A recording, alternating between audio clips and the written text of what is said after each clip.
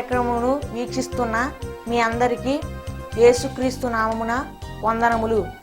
Jesus cares ministries వారి యేసే నా ఆదరణ అను కార్యక్రమునకు స్వాగతము.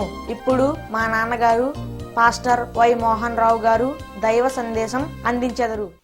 ప్రభునందు ప్రియులారా, మీతో మాట్లాడటానికి దేవుడిచ్చినటువంటి గొప్ప సదవకాశాన్ని బట్టి దేవునికి కృతజ్ఞతాస్తుతులు చెల్లిస్తూ ఉన్నాను. First I am very thankful to God given this great opportunity to share this word of God with you happily. వాక్యాన్ని చదువుకునే ముందు చిన్న ప్రార్థన చేసుకుందాం. అందరూ తలలు వంచి కళ్ళు మూసుకొనవలసిందిగా కోరుచున్నాను. ప్రేమ కలిగిన మా తండ్రి, కృప కలిగిన మా ప్రభువా, పరిశుద్ధుడా, మీ పరిశుద్ధమైన పాదములకు స్తుతులు స్తోత్రములు చెల్లించుకుంటున్నావు నాయన. ఇంతవరకు నా ప్రభువా, నన్ను మీ ప్రియబిడ్డలందరినీ మీరు రక్షించి మీ కృప కలిగిన హస్తము చేత ఆశీర్వదించి దీవించి కాచి కాపాడినందుకు మీకే కోటాను కోట్ల స్తుతులు స్తోత్రములు చెల్లించుకుంటున్నాము మా ప్రభువా. ఇదిగో నా తండ్రి, ఈ టీవీ ముందు కూర్చుని వినుచున్నా మీ ప్రజలపై మీ మెండైన దీవెనలు కుమ్మరించండి తండ్రి. నా ప్రభువా, కుటుంబంలో కలతలు లేకుండా శాంతికరమైనటువంటి జీవితం జీవించగలిగినటువంటి కృపను దయచేయండి నా ప్రభువా. ఎవరైనా వ్యాధిగ్రస్తులుంటే ఈ క్షణమే వారిని ముట్టండి. మీ గాయపడిన హస్తముతో నా ప్రభువా వారిని స్వస్థపరచండి నాయన. ఇదిగో నా ప్రభువా, సాతానుడు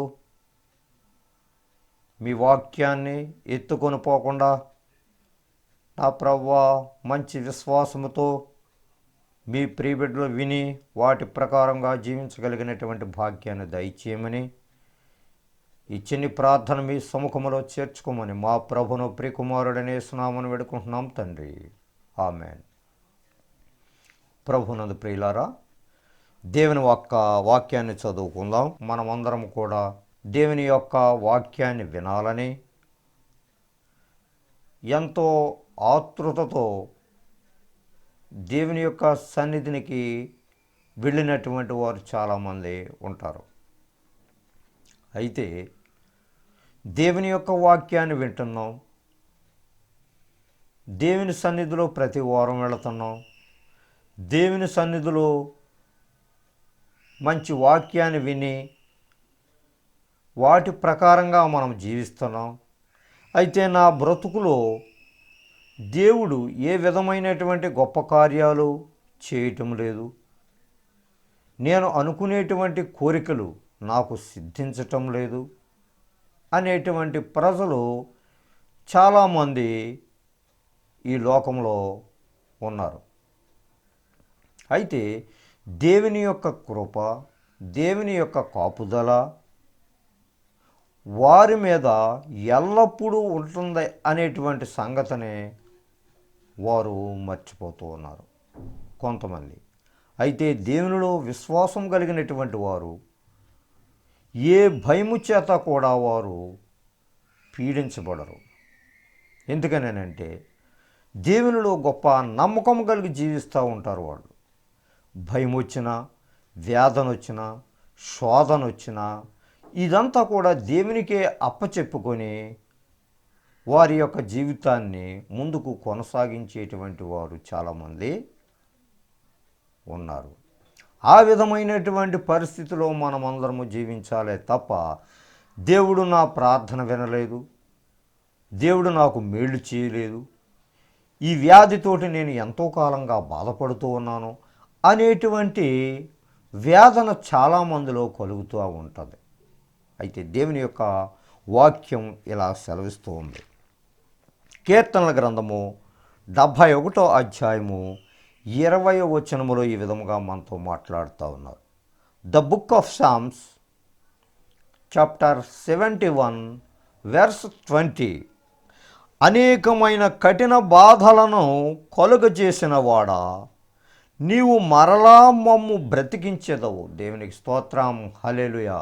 అనేకమైన కఠినమైన బాధలను కలుగు చేసిన వాడా, నీవు మరలా మమ్ము బ్రతికించెదవు. కుటుంబంలో వేదన రావచ్చు, శాంతి లేకపోవచ్చు, నీ వ్యాధి నీకు తగ్గకుండా ఉండవచ్చు, వ్యాధితో కృంగిపోతూ ఉండవచ్చు, నీవు అనుకునేటువంటి కోరికలు నీకు సిద్ధింపకపోవచ్చు. అయినా కానీ దేవుని యొక్క వాక్య ప్రకారముగా జీవించగలిగినటువంటి ధన్యత నీకు కావాలని ఇక్కడ దేవుడు నీకు చెప్తాను. ఎన్ని బాధలు వచ్చినా, ఎన్ని కరువులు వచ్చినా, ఎన్ని ఇక్కట్లు నిన్ను చుట్టుముట్టినా నీ వాటికి ఏమి కూడా భయపడకూడదు. ఏమంటున్నారు ఇక్కడ? నీవు మరలా మమ్ము బ్రతికించదవు. బాధలతోటి నీవు సతమతం అవుతున్నా కానీ నీకు ఒక దినము, మంచి గడియ, మంచి రోజు ఒకటి ఉన్నదే అనేటువంటి సంగతిని నీవు మర్చిపోతున్నావు ప్రియులారా. ఎందుకనంటే దేవునిలో విశ్వాసముగా నీవు జీవించగలిగినటువంటి మనస్సు నీకుంటే నీవు దేనికి కూడా బాధలకు, వేదనలకు, శోధనలకు నీవు భయపడవు. నీవేమనుకోవాలి? నీవు మరలా మమ్ములను బ్రతికించదవు. మరలా మమ్మల్ని బ్రతికించదవనంటే ఈ వ్యాధి ఎంతో కాలముగా నిన్ను పీడించదు, ఈ అప్పుల బాధ ఎంతో కాలము నీకు ఉండదు. ఏ విధముగానైనా సరే నీవు దేవుని సన్నిధిలోనికి నీవు వచ్చినట్లయితే, ఆయనకు నీవు మొరకెట్టి నువ్వు ప్రార్థించినట్లయితే దేవుడు నిన్ను చూస్తాడు, దేవుడు నిన్ను కనికరిస్తాడు.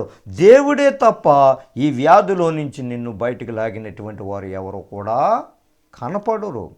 10 మంది కుష్ఠరోగులు ఆయన దగ్గరికి వచ్చారు, వ్యాధి కలిగినటువంటి వారు. ఆయన దగ్గరికి వచ్చి మోకాళ్ళుని, ప్రభువా మమ్మను కరుణించవా అనేటువంటి మాటలు మనము బైబిల్ గ్రంథంలో మనం చూస్తూ ఉన్నాం. ప్రభువారు ఏం చేశారంటే వారిని ముట్టి వెంటనే స్వస్థపరిచినట్లుగా మనం చూస్తూ ఉన్నాం.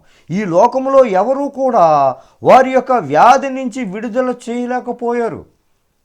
ఒక దేవుడే వారికి సహాయం చేసినట్టుగా మనం చూస్తూ ఉన్నాం. అటువంటి విశ్వాసము నీలో ఉన్నట్లయితే దేవుడు నిన్ను ఎప్పుడైనా కరుణించటానికి ఆస్కారం కలుగుతుంది. ఆ వ్యాధి నుంచి నిన్ను విడుదల చేయటానికి ఆస్కారం కలుగుతుంది.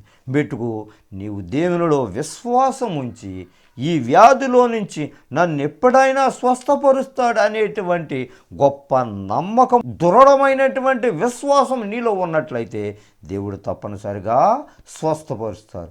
నీవు అధైర్యపడవలసినటువంటి పని లేదు. దేవుడే గొప్పవాడు, సర్వశక్తుడైనటువంటి దేవుడు నిన్ను తాకి నీ వ్యాధి నుంచి మటుమాయమయ్యేలా చేస్తారు. నీవు మరలా బ్రతికించదవు. ఆ వ్యాధి పోయిన వెంటనే నీ హృదయంలో మహా సంతోషము, ఆనందము కలుగుతుంది. ప్రభునందు ప్రియులారా, దేవుడు గొప్పవాడు, సత్యవంతుడు, నీతి కలిగినటువంటి వారు. అటువంటి సత్యమైనటువంటి దేవునిని నీవు హృదయపూర్వకంగా అంగీకరించినట్లయితే నీకు ఎంతో మేలు, నీవు ధన్యుడవుతావు. భూమి యొక్క అగాధ స్థలములలో నుండి నీవు మరలా మమ్ము లేవనెత్తెదవు. భూమి యొక్క అగాధ స్థలములో నుండి నువ్వెంత బాధపడుతున్నావు, ఎన్ని సంవత్సరాల నుంచి ఈ అప్పుల బాధల్లో నుంచి నువ్వు తికమకమైపోతా ఉన్నావో, భూమి యొక్క అగాధ స్థలములో నుండి నీవు లేవనెత్తటానికి దేవుడు సిద్ధంగా ఉన్నాడు. ప్రియులారా, నీవేమి భయపడవలసినటువంటి పని లేదు. సర్వశక్తుడైనటువంటి దేవుడు నా వెంట ఉన్నాడనేటువంటి సత్యాన్ని నీవు గుర్తెరిగి దేవునికి నీవు ప్రార్థన చేసినట్లయితే దేవుడు నీ మొరను తప్పకుండా వింటాడు. నీవు అధైర్యపడవలసిన పని లేదు. నీ కుటుంబంలో శాంతి లేకుండా జీవిస్తున్నావా? ప్రభు అయినటువంటి యేసుక్రీస్తు వారి దగ్గరకు రా. ఆయన పాదాలను పట్టుకుని, ఆయన పాదాలను బ్రతిమాలుకొని ఆయన చెంత నువ్వు ఉన్నట్లయితే నువ్వు అనుకునేటువంటి సమస్త కోరికలను ఆయన సిద్ధింపచేయటానికి సిద్ధంగా ఉన్నారు. ప్రియురా, నువ్వు నిరుత్సాహపడవలదు. నీ జీవితంలో నిరుత్సాహము అనేటువంటి ప్రశ్న నీకు రాకూడదు. నిరుత్సాహంతో నేను బ్రతుకుతున్నాను, ఏమిటి నా బ్రతుకు, నాకు ఆధారం ఏమిటి అనేటువంటి ఆలోచన తపన నీకు రాకూడదు. అలా వచ్చినట్లయితే నీ యొక్క విశ్వాసాన్ని నీవు కోల్పోతావు ప్రియులరా. కాబట్టి సర్వశక్తుడైనటువంటి దేవుడు నీవు మరలా మమ్ము బ్రతికిచ్చేదు. దేవుడు నీకు మంచి వాగ్దానాన్ని ఇస్తున్నారు. ఇక్కడ దేవుడు నీకు మంచి ప్రొటెక్ట్ చేయగలిగినటువంటి కృపనే నీకు అక్కడ దయచేస్తున్నారు ఈ వాక్యం ద్వారా. నీవు నమ్మినట్లయితే, వాక్యాన్ని విశ్వసించినట్లయితే దేవుడు సమస్తాన్ని చేయటానికి ఆయన సిద్ధంగా ఉన్నారు. యెహెజ్కేలు గ్రంథంలో ఇంకో చక్కని మాట చెప్తా ఉన్నారు. 33వ అధ్యాయము 31వ వచనం. యెహెజ్కేల్ చాప్టర్ 33 వెర్స్ 31. నా జనులు రాదగిన విధముగా వారు నా యొద్దకు వచ్చి నా జనులైనట్టుగా నీ ఎదుట కూర్చుండి నీ మాటలు విందురు గాని నీ మనుషులే అన్నట్లుగా, దేవునిలో నేను భయభక్తులు కలిగినటువంటి వ్యక్తిని నేను తప్ప ఎవరూ లేరు అనేటువంటి మనసుతోటి నువ్వు దేవుని దగ్గరికి వస్తున్నావు. ఇతరులను సంతోషపెట్టడానికే వస్తున్నావే తప్ప నీ మనసు చాలా విభిన్నముగా కనబడుతుంది. అంటే దేవునికి దూరముగా కనబడుతుంది. దేవునికి దగ్గరైనట్టుగా నీవు యాక్టింగ్ చేస్తున్నావు అంతే తప్ప నీ మనసు ఎప్పుడూ కూడా నీ యొక్క సొంత కార్యకలాపాలకే లోనవుతూ ఉంది. నీ ఇష్టం వచ్చినటువంటి జీవితాన్ని జీవిస్తూ ఉన్నావు. కానీ పైకి నువ్వేమంటున్నావంటే దేవునిలో నేను చాలా భక్తిపరురాలుగా ఉంటున్నానని అనుకుంటున్నావు అంతే. నీవు వాక్యానుసారముగా చూస్తుంటే నీ ఎదుట కూర్చుండి నీ మాటలు విందురే కానీ దేవుని యొక్క మాటలు, దేవుని యొక్క వాక్యాలని నువ్వు వింటున్నావు, నామకహాగా వింటున్నావు. వినేం చేస్తున్నావని అంటే నీ ఇష్టం వచ్చినటువంటి జీవితాన్ని నీ ఇష్టానుసారంగా రాజకీయంగా, ఇష్టానుసారంగా రాజకీయ మాటలు, మనుషుల దగ్గర ఏమో మనిషి మాట్లాడుతున్నావు, మనుషులు వెళ్ళిపోయిన తర్వాత ఇంకొక రకమైనటువంటి మాటలు మాట్లాడి దేవుని యొక్క తలాంతులను నువ్వు పోగొట్టుకుంటున్నావు. నీకే విధమైనటువంటి ప్రయోజనమో లేదు. అటువంటి భక్తి చేసిన, అటువంటి మనసుతో దేవుని సన్నిధిలోకి నీవు వెళ్ళినా దేవుడు నీ మొర ఏమాత్రమో వినడు. ఎందుకనంటే దేవుని ఎదుట నీవు ఏం చేస్తున్నావు? యాక్టింగ్ కలిగినటువంటి జీవితము. యాక్టింగ్ కలిగినటువంటి జీవితం జీవించటం వలన నీకు ప్రయోజనం ఉండదని చెప్తున్నారు. నీ మాటలు విందురు కానీ వాటిని అనుసరించి ప్రవర్తింపరు. దేవునికి స్తోత్రం. ఎంత చక్కగా మాట్లాడుతున్నారు మన ప్రియులరా. వాక్యాన్ని వింటున్నావు, దేవుడు గొప్పవాడని చెప్తున్నావు, కానీ బయటకు వచ్చిన తర్వాతనేమి నీ హృదయంలో ఉండేటువంటి అహంకారమైనటువంటి స్వభావంతో దేవునిని లెక్క చేయలేదు, దేవుని యొక్క బిడ్డలని కూడా నీవు లెక్క చేయటం లేదు. అది నీకు చాలా శాపకరముగా మిగిలిపోతున్నావు. కానీ నేను వృద్ధి పొందుతున్నాను దినదినము అని నీవు అనుకుంటున్నావే తప్ప ఆటోమేటిక్గా దాని వెనకాల నీకు శాపాలు కలుగుతూ ఉన్నాయి. శాపం ఎలా కలుగుతుంది అని అంటే నీవు అనుకునేటువంటి కోరికలు నీ వెనకాల రావటం లేదు. నీవు అనుకునేటువంటి పద్ధతి ప్రకారంగా నీ సంసారము నడవటం లేదు. నీవు అనుకునే ప్రకారముగా దేవుడు నీ యొక్క తలాంతులను పోగొట్టుకుంటున్నావు. ఎందుకనంటే నీవు దేవునిలో సరైనటువంటి మార్గములో నడవటం లేదు కనుక, నీ మనసును నీవు మార్చుకోవటం లేదు కనుక, పైకి నీవు ప్రిటెన్షన్ చేస్తున్నావు కనుక, నటిస్తున్నావు కనుక, దేవునిలో నటనాకరమైనటువంటి జీవితాన్ని నీవు జీవిస్తున్నావు కనుక దేవుని యొక్క తలాంతులకు నీవు దూరం అయిపోతున్నావు. వాక్య ప్రకారంగా చూసినట్టే నీ మాటలను విందురు కానీ వాటిని అనుసరించి ప్రవర్తింపరు. అలా ప్రవర్తించాలనంటే, దేవుడు చెప్పిన మాటల ప్రకారంగా జీవించాలనంటే నీకెంతో ఇబ్బంది కలుగుతుంది. ఒక పేదవారిని చూసి నీవు వారికి అనేక రకాలైనటువంటి ఇక్కట్లు కలగ చేస్తున్నావు. ఎవరైనా నీతో మాట్లాడుతూ ఉంటుంటే నీ మాటలు వేరేగా ఉంటున్నాయి, నీ ప్రవర్తన వేరేగా ఉంటాయి. ఆ పేదవాడిని చూసినప్పుడు నీవు ఒకప్పుడు పేదరాలువే, నీవు ఒకప్పుడు పేదవాడివే. అయితే ఈ మధ్యకాలంలో నీకు ఒక రకమైనటువంటి ప్రౌడ్, అంటే గర్వము, సాతానుడు అనేటువంటి గర్వముతోటి నీవు జీవిస్తున్నావు. అలా జీవించటం ద్వారా నీకు శాపం కలుగుతుంది. ఎందుకు నీ మందిరం, ఎందుకు నీ ప్రార్థన? పైకి బాహాటముగా నీవు వెళుతున్నావంతే, బాహాటముగా నీవు ప్రజల మన్నలను కోరికి ఫలానా వ్యక్తి చాలా గొప్పవాడు అనేటువంటి మన్నలను కావాలని నువ్వు చూస్తున్నావు. కానీ దేవునికి అది విరుద్ధంగా కనపడుతూ ఉంది. వారి నోటితో ఎంతో ప్రేమను కనపరుతురు కానీ వారి హృదయము లాభమును అపేక్షించుచున్నది. దేవునికి స్తోత్రం. చూసారా, ఎంతో రుచికరమైనటువంటి మాటలు, ఎంతో ప్రేమ కలిగినటువంటి మాటలు. ఎందుకయ్యా నీ వెనకాల నేను ఉన్నాను, ఎందుకయ్యా ఆ పని నువ్వు చేసిరా అని చెప్పేసి నువ్వు ఎదరవారిని పురుగొల్పోయేటువంటి స్వభావం ఉంది.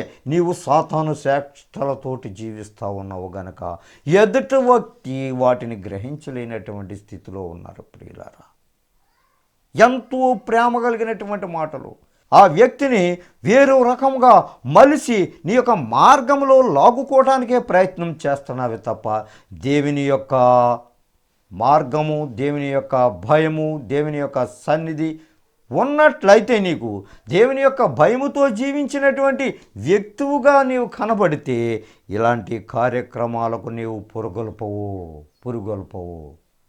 ఇలా పురుగొల్పినటువంటి స్వభావం నీలో ఉన్నంతకాలము కూడా దేవుని యొక్క శాపము నీ మీద ఉంటుంది. ఈ శాపాన్ని నుంచి తప్పుకోవాలంటే, ఈ శాపాన్ని నుంచి విడుదల కలగాలంటే నిజమైనటువంటి మారు మనస్సు, నిజమైనటువంటి పశ్చాత్తాపము, repentance. There is no repentance at all in your heart.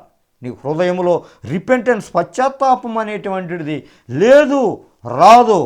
అలాగ నీవు రిపెంటెన్స్ నీకు వచ్చినట్లయితే, ఆ పశ్చాత్తాపం నీకు పడినట్లయితే దేవునిలో నీవు దినము అభివృద్ధి అవ్వటానికి ఆస్కారం కలుగుతుంది. ప్రియులారా, ఎంతో ప్రేమను కనపరచుదురు కానీ వారి హృదయమును లాభమును అపేక్షించుతున్నది. ఏదో లాభం ఎదుటి వ్యక్తి దగ్గర, ఆ వ్యక్తి నుంచి నీవు నానా రకాలైనటువంటి విధాలైనటువంటి ఎటకారాలు, నానా రకాలైనటువంటి సంజాయిషీలు, నానా రకాలైనటువంటి మాటలు, ఎందుకు పనిచేయనటువంటి మాటలు, నువ్వెందుకు దేవుని సన్నిధిలోకి వెళ్తున్నావు నీకే అర్థం అవటం లేదు. ప్రభునందు ప్రియులారా, దేవునిలో నేర్చుకోవలసినటువంటి జ్ఞానము నీకు చాలా ఉన్నది, అవసరమై ఉన్నది. ఇంకో మాట, నీవు వారికి వ్యాజ్యము బాగుగా వాయించుచు మంచి స్వరము కలిగిన గాయకుడుగా ఉందువు. వారు నీ మాటలు విందురు కానీ వాటిని అనుసరించి నడుచుకొనరు. నువ్వెంత చెప్పినా, ఎందుకంటే దేవునిలో నీవు మంచివాడవు కావు. దేవుని సన్నిధిలో నువ్వు వెళ్తున్నానని చెప్పుకుంటున్నావు, అందరూ చూస్తూ ఉన్నారో, కానీ నీ యొక్క హృదయాన్ని అంతటే కూడా దేవుడు పరీక్షిస్తూ ఉన్నాడు. నువ్వెంత చెప్పినా దేవుని యొక్క ఆత్మ కలిగినటువంటి వారు నీ మాట వినరు. ఏ మాట వింటారంట? దేవుని యొక్క గొప్ప మాటలు వింటారు. దేవుని యొక్క గొప్ప మాటలకు ప్రథమ స్థానాన్ని ఇస్తారు. నువ్వెంత చెప్పుకున్నా సరే నీ మాటలన్నీ కూడా వేస్ట్. ప్రభు దగ్గరికి రా, నిజమైనటువంటి మనసుతో దేవునిని ఆరాధించు. కానీ నీవెలాగా ఆరాధిస్తున్నావు విరుద్ధవా? యెషయా గ్రంథము 29వ అధ్యాయము 13వ వచనములో ఈ విధముగా మాట్లాడుతున్నారు. The book of Isaiah chapter 29 verse 13. ప్రభువు ఎలాగూ సెలవిస్తూ ఉన్నారో, ఎలాగో ఈ ప్రజలు నోటి మాటలతో నా యొద్దకు వచ్చుచున్నారు. ఇందాక చెప్పుకున్నట్లుగా ఈ ప్రజలు నోటి మాటలతో నా యొద్దకు వచ్చుచున్నారు. ప్రభువా, నీవు గొప్ప దేవుడువు, దేవుడు అంటే చాలా మంచివాడు, దేవుడు నాకు ఎన్నో అద్భుత కార్యాలు చేశాడు అని అంటున్నావంతే. అద్భుత కార్యాలు చేసినటువంటి దేవునికి నీవు ఏమి చెల్లిస్తున్నావు? నీకు గొప్ప కార్యాలు చేసినటువంటి దేవునికి ప్రతిగా నీవేమి చెల్లిస్తున్నావు? దేవునికి డబ్బు ఆయనకి ఏమి కొదవలేదే. దేవునికి దేవుడు ఏం కోరుకుంటున్నాడు అంటే నీలో ఉండేటువంటి మార్పు, నీలో ఉండేటువంటి మంచితనము, నీలో ఉండేటువంటి రిపెంటెన్స్, పశ్చాత్తాపము కలిగినటువంటి హృదయాన్ని దేవుడు నీ నుండి కోరుకుంటున్నాడు తప్ప నీకు పశ్చాత్తాపమే లేదు. నీ నిండా ఏముందనంటే గర్వము, అజితేంద్రియత్వముతోటి నిండి ఉన్నావు. నీకు అది అర్థం అవటం లేదు ప్రియులారా, ప్రియుడా. నీ యొక్క బ్రతుకునంతటినీ కూడా ఒకసారి నీవు విమర్శన చేసుకొని దేవుని సన్నిధిలో నీవు మొరకెట్టు. దేవుని సన్నిధిలో నీవు గోజాడు. నీ యొక్క స్థితి ఏ రకముగా ఉన్నదో నీవు దేవునికే చెప్పుకోవాలి తప్ప ప్రజలకి ఏమి కూడా తెలియదు. నోటి మాటలతోటే వచ్చుచున్నారు, వారి పెదవులతో నన్ను గనపరుచుదురు కానీ తమ హృదయమును నాకు దూరముగా చేసుకొని ఉన్నారు. దేవునికి దూరమై ఉన్నప్పుడు నువ్వేం చేయలేవు. నీ మనసు అంతా కూడా ఎటో ఎటో తిరుగుతూ ఉంటుంది. పైకి నేను భక్తిపరుడిగా అనుకుంటున్నావు, భక్తురాలుగా అనుకుంటున్నావు, నీ హృదయాన్ని దూరం చేసుకుంటున్నావు. దేవునికి దగ్గర అవటం లేదు. నీ ప్రార్థన దేవుని దగ్గరికి చేరటం లేదు. ఎందుకనంటే నీ వ్యక్తిగత జీవితంలో చాలా లోపాలు కలిగినట్లుగా కనపడుతున్నాయి దేవుని దృష్టిలో. అది నీకు తెలుసు, దేవునికి తెలుసు. అటువంటి వ్యక్తిని దేవుడు ఇష్టపడడు. నీవు పరీక్షించుకో. నీ జీవిత కాలం అంతా కూడా నీవు వ్యధతోటే జీవిస్తూ ఉంటావు. పైకి మాత్రం నీవు గంభీరంగా కనపడతా ఉంటావే తప్ప నీలో దేవుని యొక్క శాంతి, మనశ్శాంతిని కోల్పోతావు నీవు. ఎందుకనంటే నీవు నడిచేటువంటి నడక దేవుని దృష్టిలో సరి అయినదిగా నీకు కనపడతలేదు. కాబట్టి దేవునిలో నీ విశ్వాసము ఇంకా దినదినము అభివృద్ధి పొందించుకునేలాగా నీకు నీవే మార్చుకో. నీవు పశ్చాత్తాపం కలిగినటువంటి జీవితాన్ని అలవాటు చేసుకో.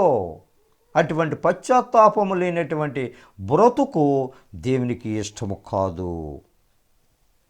కీర్తన గ్రంథము 69వ అధ్యాయము 32వ వచనం బి పార్ట్లో ఈ విధముగా మనతో చెప్తున్నారు. The book of Psalms chapter 69 verse 32 B part. దేవుని వెతుకువారులారా,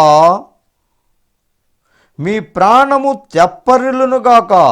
యెహోవా దరిద్రుల మొర ఆలకించువాడు. దేవునికి స్తోత్రం. దేవుడు చెప్తున్నటువంటి మాట, యెహోవాను వెదకువారులారా మీ ప్రాణము తెప్పరిల్లునుగాక.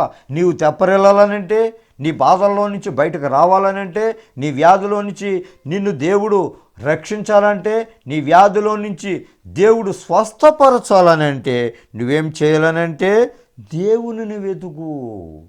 యెహోవాను వెదకువారులారా, యెహోవా దరిద్రుల మొర ఆలకించువాడు. ఎవరు ప్రార్థన చేసినా కానీ, ఎవరు దేవుని సన్నిధిలో మొరకెట్టుకున్నా కానీ, గోజాడినా కానీ దేవుడు వారి ప్రార్థనకు సరైనటువంటి జవాబు దయచేస్తాడు. ఎప్పుడు నిజమైనటువంటి మనస్సుతోటి, పశ్చాత్తాపం కలిగినటువంటి మనస్సుతోటి, మారు మనసు పొందినటువంటి ఆ యొక్క మనస్సుతోటి దేవుని నిన్ను ఆరాధించుకుంటే దేవుడు నీ కుటుంబంలో శాంతి సమాధానాలను ఇచ్చి ఎంతో మేలుకరమైనటువంటి జీవితాన్ని నీకు ప్రసాదం చేస్తాడు దేవుడు. అట్టి కృప దేవుడు మనందరకు దయచేయనుగాక. రోమీయులకు రాసిన పత్రిక 12వ అధ్యాయము 3వ వచనం నుంచి 10వ వచనం వరకు ఇలా రాయబడి ఉన్నది. తన్ను తాను ఎంచుకొన తగిన దానికంటే ఎక్కువగా ఎంచుకొనక దేవుడు ఒక్కొక్కనికి విభజించి ఇచ్చిన విశ్వాస పరిమాణ ప్రకారము తాను స్వస్థబుద్ధి గలవాడొకటకై తగిన రీతిగా తన్ను ఎంచుకొనవలనని నాకు అనుగ్రహింపబడిన కృపను బట్టి మీలోనున్న ప్రతివానితోనూ చెప్పుచున్నాను. ఒక్క శరీరములో మనకు అనేక అవయవములుండినను ఈ అవయవములన్నింటికీ ఒక్కటే పని ఎలాగూ ఉండదో అలాగే అనేకులమైన మనము క్రీస్తులో ఒక్క శరీరముగా ఉండి ఒకనికొకరము ప్రత్యేకముగా అవయవములమై ఉన్నాము.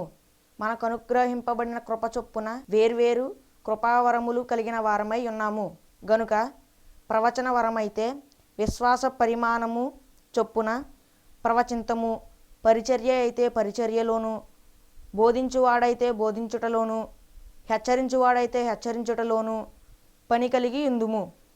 పంచిపెట్టువాడు శుద్ధ మనసుతోనూ, పై విచారణ చేయువాడు జాగ్రత్తతోనూ, కరుణించువాడు సంతోషముతోనూ పని జరిగింపవలెను. మీ ప్రేమ నిష్కపటమైనదై ఉండవలెను. చెడ్డదానిని అసహించుకొని మంచిదానిని హత్తుకొని ఉండుడి. చిన్న ప్రార్థన చేసుకుందాం ప్రియులారా. అందరూ తలలు వంచి కళ్ళు మూసుకొనండి. ప్రేమ కలిగిన మా యేసయ్య, ఇప్పటి వరకు మీ వాక్యం ద్వారా మాట్లాడారు నాయన.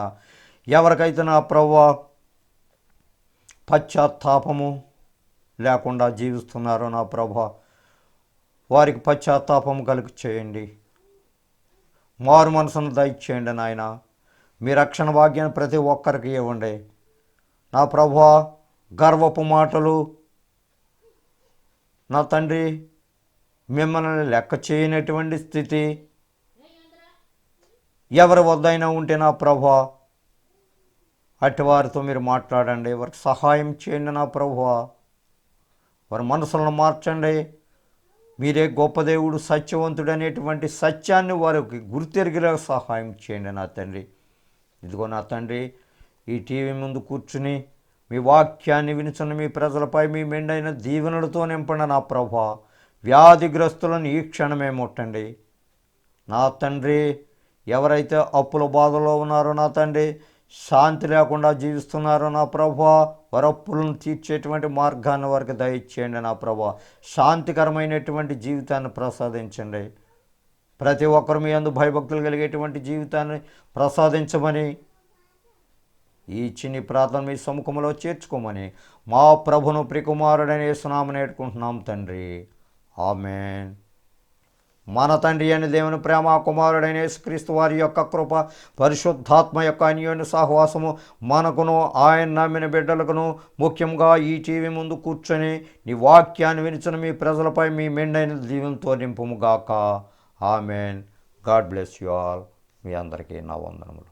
దైవ సందేశం విని దీవెనలను పొందారని నమ్ముచున్నాము. సలహాలకు, సందేహాలకు, ప్రార్థనల కొరకు మమ్ములను తప్పక సంప్రదించండి. మా చిరునామా పాస్టర్ వై మోహన్ రావు గారు, Jesus cares ministries, Dommeru post 534351, Kovvur మండలం, west Godavari district, Andhra Pradesh, yes India. మా phone number 9652128511. Hour email address mohany7@yahoo.com.